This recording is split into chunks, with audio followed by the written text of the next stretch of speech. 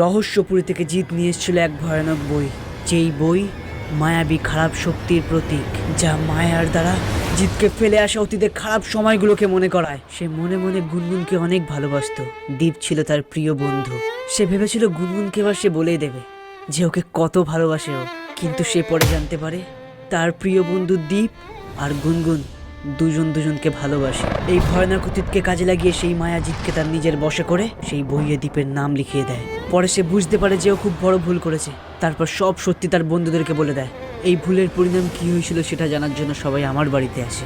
এসে দেখে আমি তো আর নেই। ঠিক কি হয়েছিল সেদিন?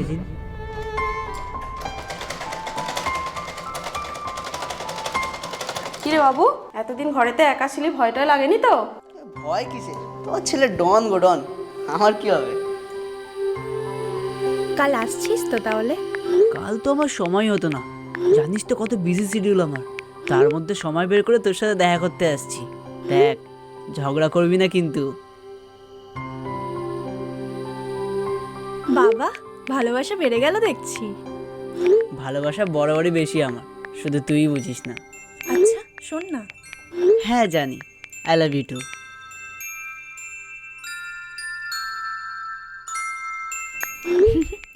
কাল তোর জন্য একটা সারপ্রাইজ আছে, তাড়াতাড়ি আসিস। বাবা, সারপ্রাইজ? তাহলে তো দেখছি তাড়াতাড়ি আসতে হবে। কি সারাদিন ফোন নিয়ে তো খুটখুট করিস বলতো? নিজের শরীরটার কি অবস্থা করেছিস একবার দেখেছিস? সারা রাত ঘুমাস না, না কি বলতো? উফ, ঘুমাই মা। হ্যাঁ, সে তো দেখতেই পাচ্ছি। যা, টেবিলের উপর তেলটা রাখা আছে, নিয়ে আয়, মাথায় একটু তেল লাগিয়ে দি। চুলগুলোর যা অবস্থা করেছিস। ওকে মাদার ইন্ডিয়া। পাগল ছেলে একটা।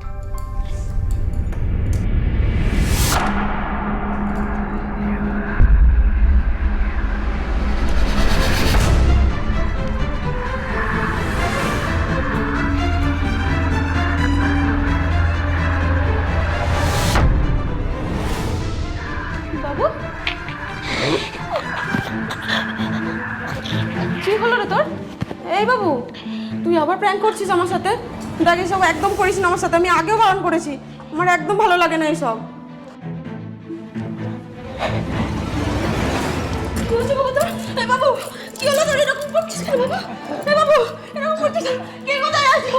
আমার ছেলেটা কেমন করছে দেখো না। বাবু কিচ্ছু হবে না, আমি তোকে এক্ষুনি হসপিটালে নিয়ে যাবো বাবু। কিচ্ছু হবে না, এরকম কেন করছিস বাবু?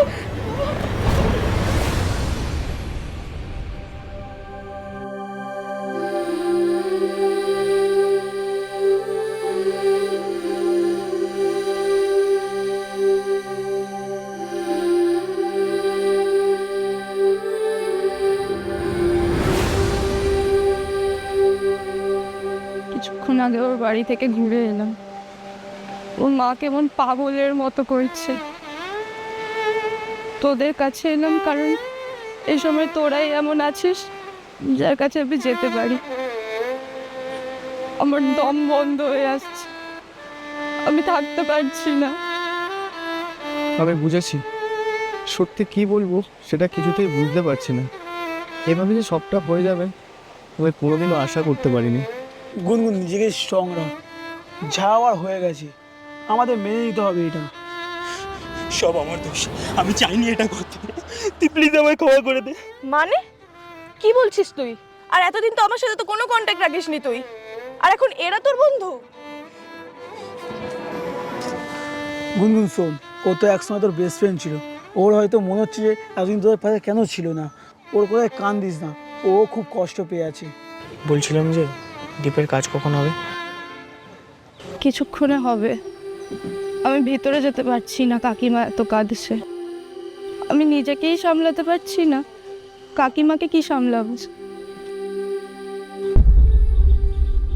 জিদের মনে হচ্ছে শরীর খারাপ লাগছে, আমি একটু ওদিকে হয়ে যাচ্ছি।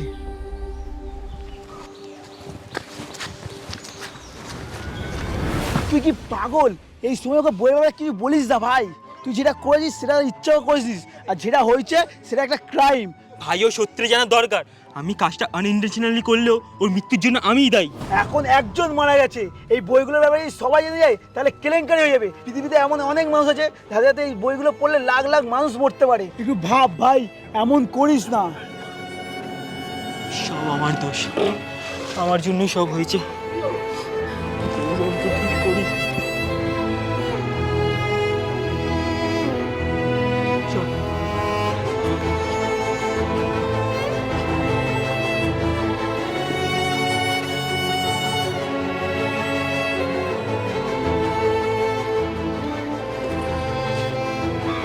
ভাই, গুনগুন চলে গেছে, এবার আমাদেরই কিছু একটা করতে হবে। আমি অনেকক্ষণ ধরে একটা জিনিস ভাবছি, কিন্তু জানি না তা কতটা ঠিক। কি? আচ্ছা, মৃত্যুর জন্য যদি কোনো একটা বই থেকে থাকে, তাহলে বাঁচার জন্য নিশ্চয়ই কিছু একটা থাকবে। হ্যাঁ, সেটা তো ভেবে দেখিনি। এখনো কিন্তু ওর বডি পোড়ানো হয়নি, আমাদের তাড়াতাড়ি এক্ষুনি যাওয়া উচিত। হ্যাঁ ভাই, এক্ষুনি চল, আমি আর এই গিলটা নিতে পারছি না।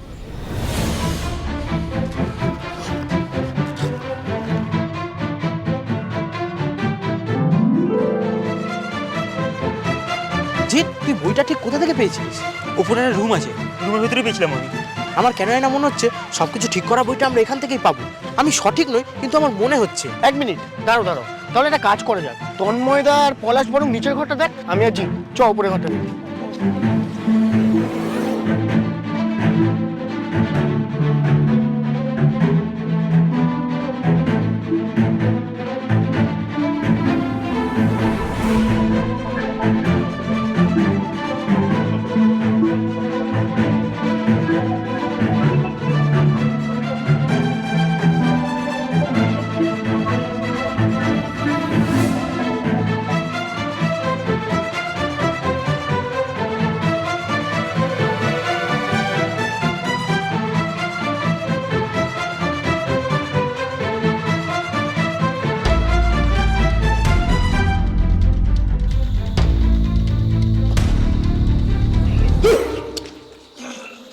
পাগল নাকি তুই?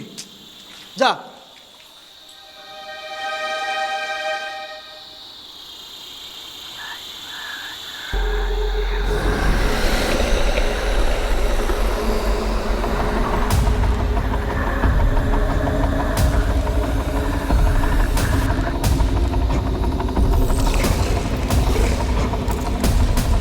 জিৎ, অভিরূপ, পলাশ, তাড়াতাড়ি এদিকে আয়।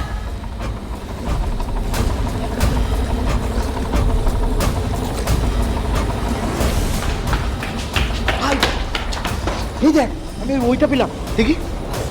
এক মিনিট।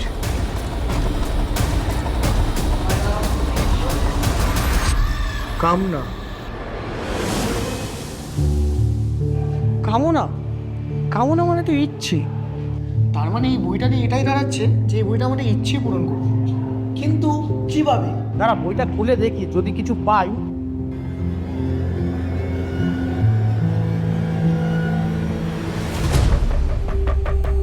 ভাই, তোরা একটা জিনিস লক্ষ্য করেছিস? প্রত্যেকটা বইয়ের ভেতরেই একটা করে পেন্সিল আছে। তার মানে যে বা যারাই বইগুলো বানিয়েছে একসাথে বানিয়েছে, যাতে পরেও কেউ না কেউ এগুলোকে ইউজ করতে পারে। হ্যাঁ, আমারও এটাই মনে হচ্ছে। দীপও তো এখানে নেই, আর আমরা তো কেউ সংস্কৃতে লিখতেও পারি না। সব আমার দোষ, তাই ঠিকটাও আমাকেই করতে হবে।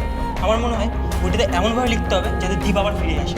কিন্তু এটাতেও তো সংস্কৃতে লিখতে হবে। দাঁড়া, আমাকে আবার রিচেক করতে দে।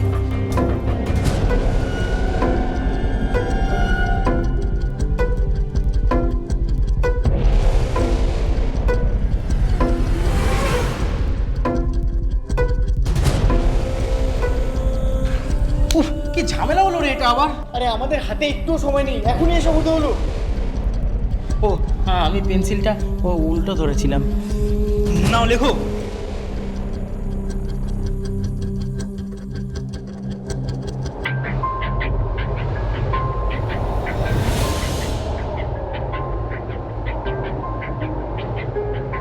একটু আগে তো আলো ছিল, এর মধ্যে পৃথিবীর এত ব্রাইটনেস কমে গেল কেন?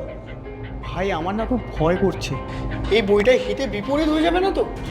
আমারও ভাই কেমন করছে জানিস তো। আরে ভাই, তোর সব জিনিস বাদ দে, আমার মনে হচ্ছে সব কিছু ঠিক হয়ে গেছে। আচ্ছা অভিরূপ, তুই আবার গুনগুনকে ফোন করে দেখতো ওইদিকে সব কিছু ঠিক আছে কিনা।